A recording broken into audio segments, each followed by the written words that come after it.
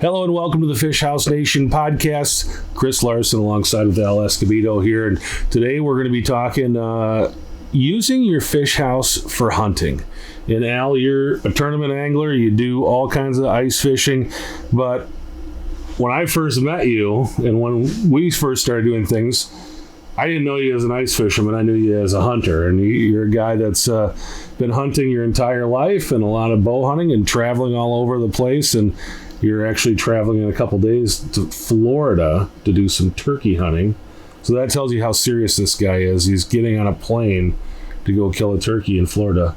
Let's get there first. Let's go there first. Tell me about your turkey hunting. And I don't even know how to describe your turkey hunting because it's over the top, I guess is the best way. It's an addiction, to say the least. It took me a few years to get my first bird after I started hunting them, believe that or not. But it was one of those deals where I woke up one day and was like, you know what, I want to try hunting turkeys. And all my buddies are like, you should go to seminars, you should do this and do that. I'm like, no, I'm going to buy a ground blind. I'm going to go out to a piece of public land and I'm going to hunt turkeys and I'm going to learn how to do this.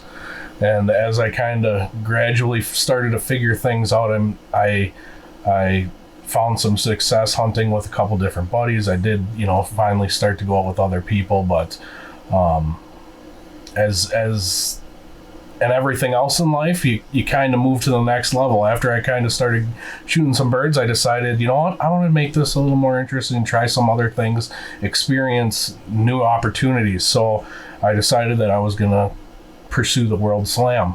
I know there's a lot of guys that do it in 1 year with the shotguns and stuff like that, but I want to do it strictly with a bow, and I don't really have a timeline, so I'm just, every year I try and add another trip to my schedule and slowly make that happen.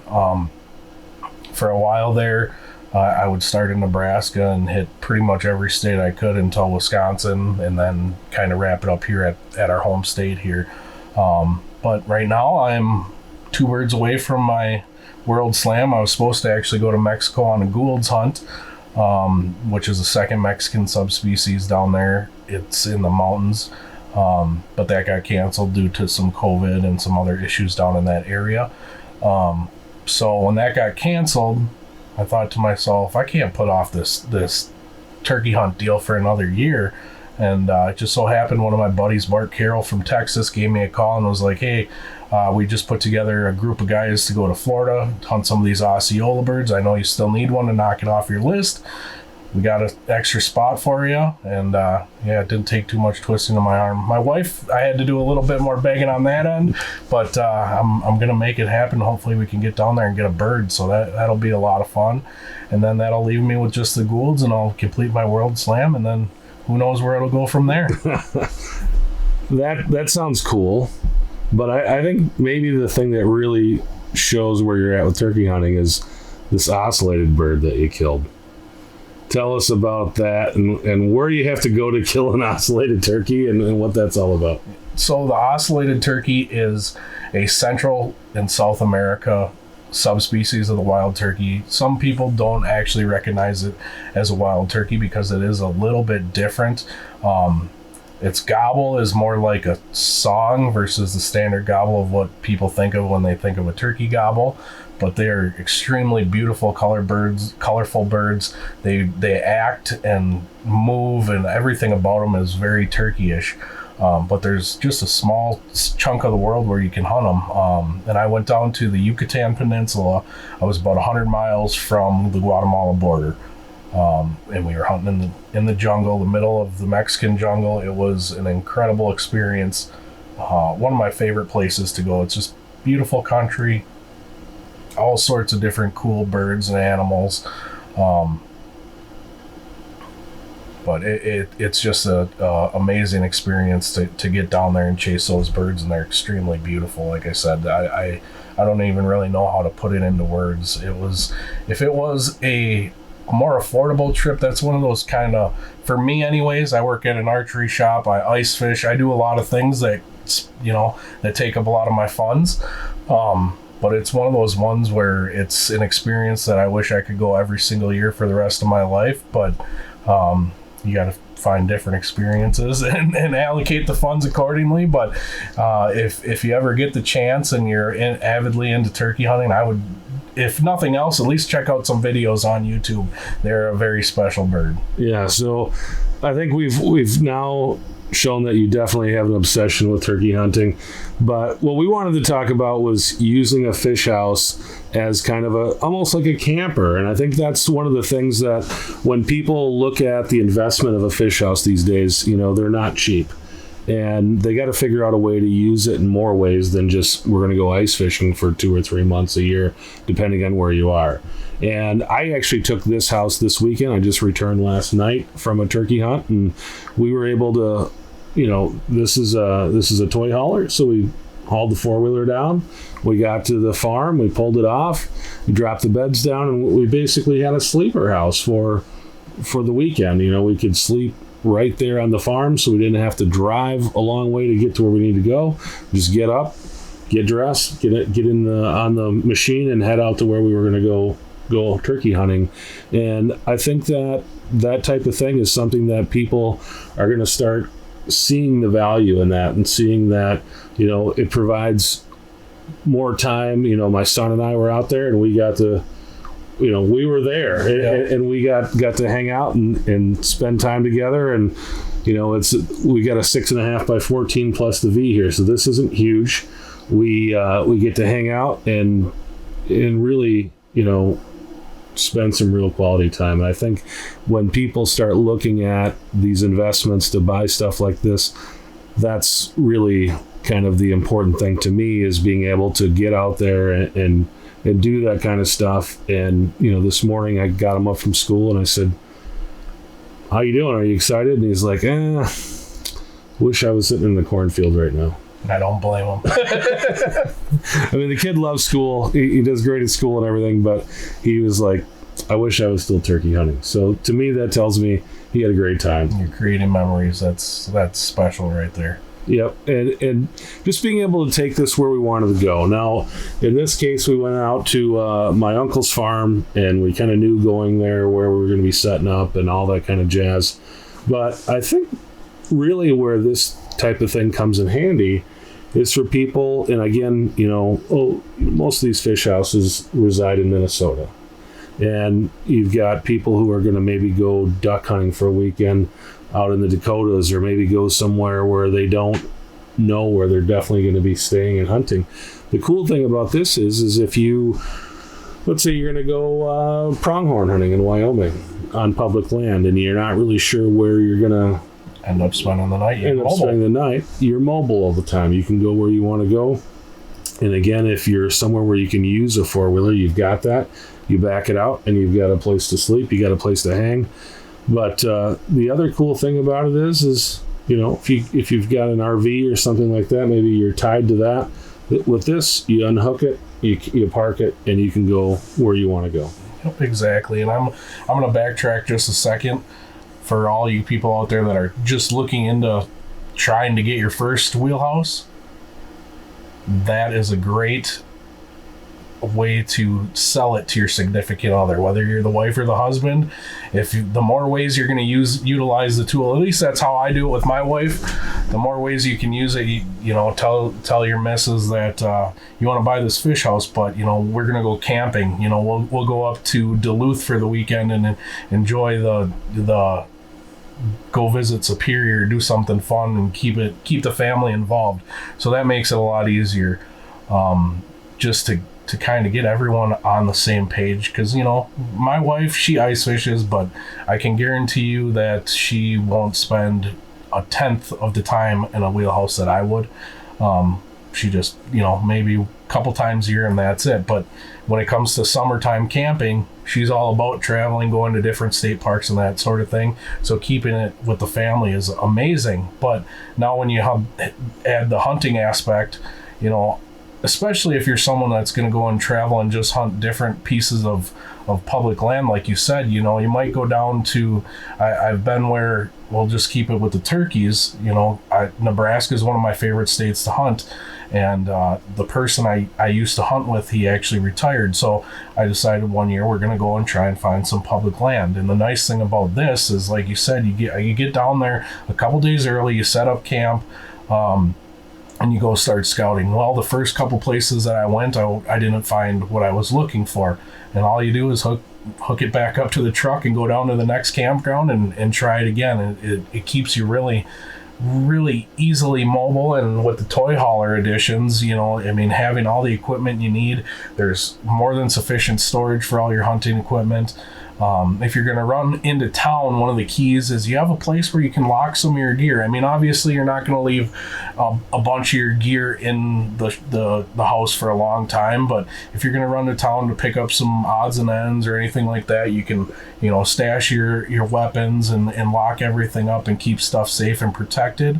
But another thing that a lot of people don't think about is, in this house particular, I mean, I know there's some smaller ones that don't necessarily have all the amenities, but you got a full kitchen at your disposal. I mean, pretty much you can pull over on the side of the road and make yourself a snack if you wanted to. But it gives you all the luxuries of being nice, warm, cozy, and dry at home or in an RV, but you got a multi-purpose tool with this drop-down ice house. Yeah, that's another cool thing I think a lot of people don't think about it. And my dad's got like a 34-foot travel trailer. He's got this huge thing with all these pullouts and all this stuff on it. But I mean, it's he's got probably 4 steps to get off the ground to get into his trailer.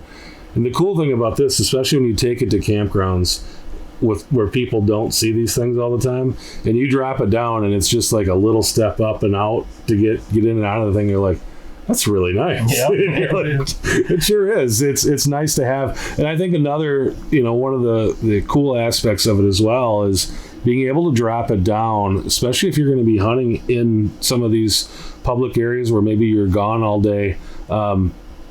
It's a good theft prevention as well. Yep. So I had the house parked in my driveway for most of the winter time, and I live in a pretty good neighborhood, but I always drop it down.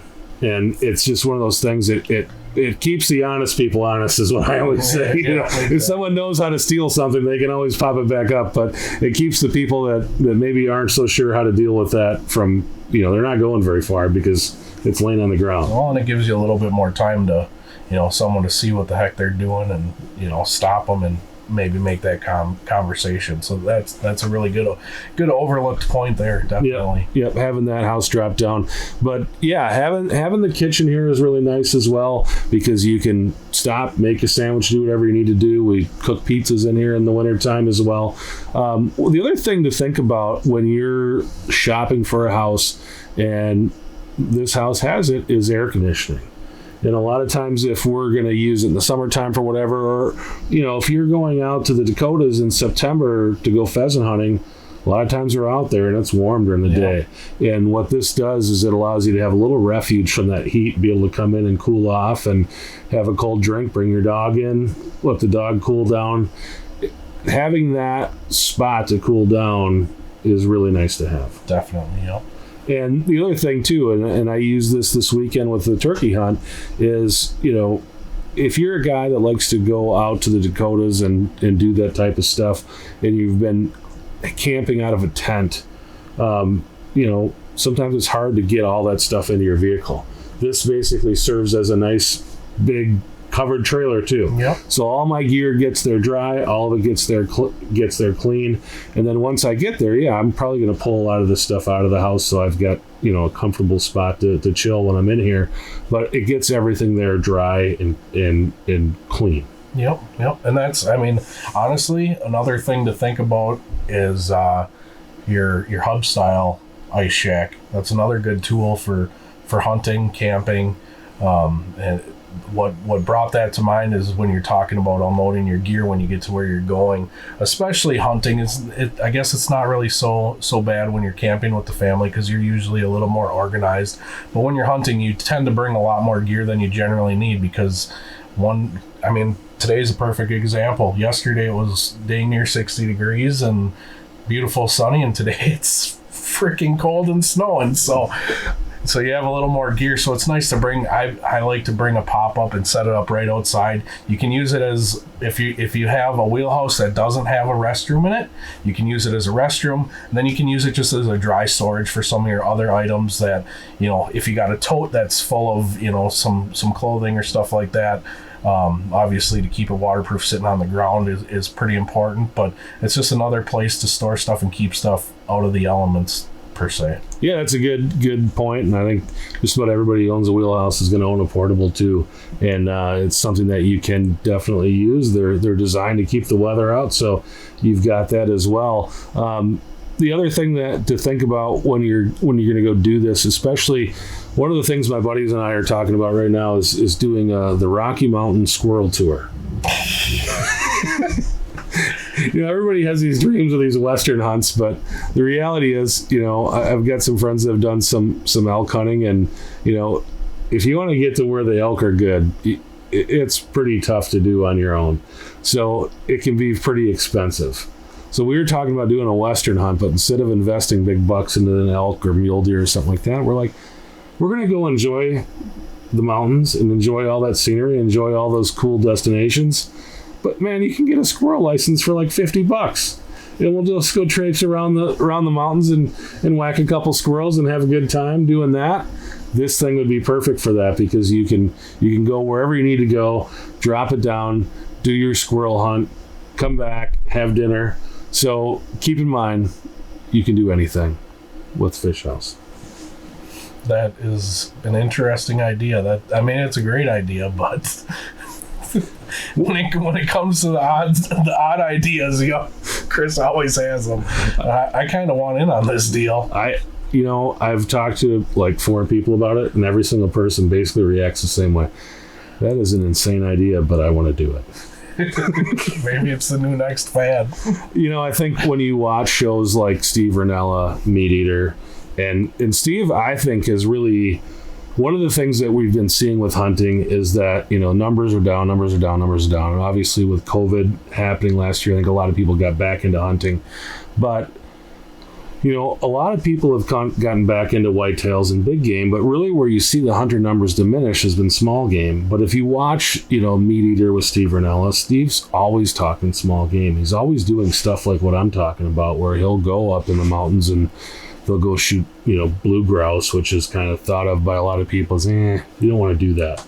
But then Steve goes and does a whole show on hunting blue grouse. Yeah. So I think that he has made a lot of people who typically would never small game hunt really go, maybe I should do that.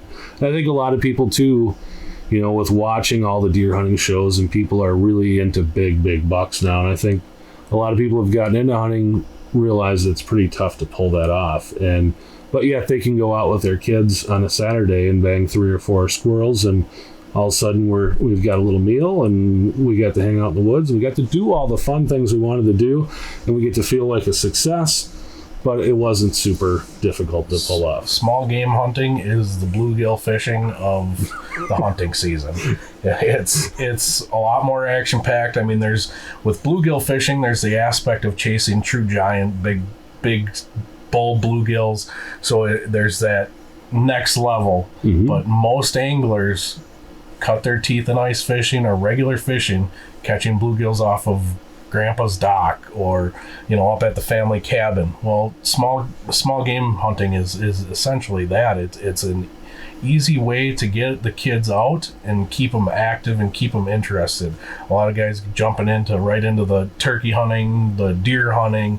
You need to build a little bit of patience, and we all know that sometimes that's not the best way to start a kid, where you get them out squirrel hunting, they're going to at least have some action almost guaranteed and have some fun. But that doesn't mean they can't go do the other stuff, but that's pretty neat, to think of it that way. You learn the woodsmanship, and this weekend I was out with the son and we were walking the fence lines, and I started pointing out where you could see the deer trails coming through the fence, and then all of a sudden he's like, oh, and then he started pointing it out, and it's just one of those things of getting out in the woods and seeing those things and experiencing those things creates a love for it too. Exactly. And we'll circle back to the turkey thing too. The other thing I like about turkey hunting is similar to what you just said, is you shoot a whitetail these days, everybody wants to know what it scores. Oh, is that a 140? Is that a 160?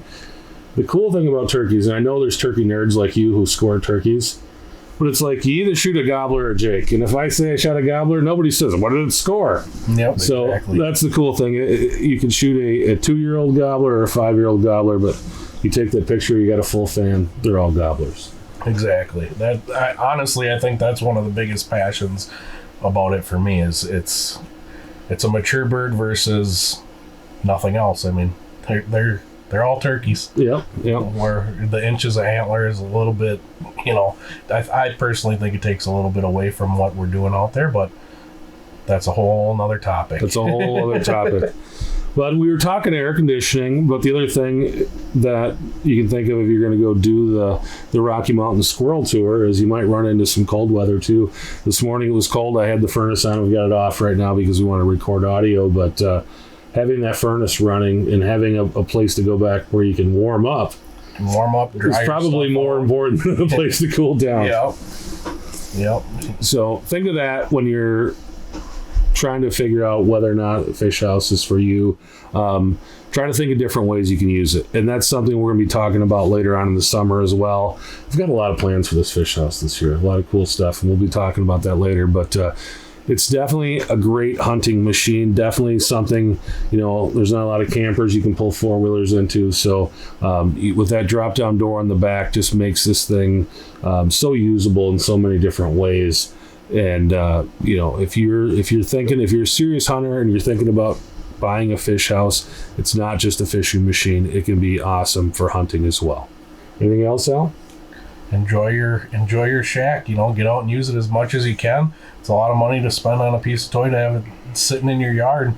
It can do pretty much anything a camper can do, and it can be a lot of fun. Get out there and enjoy the outdoors and utilize your equipment.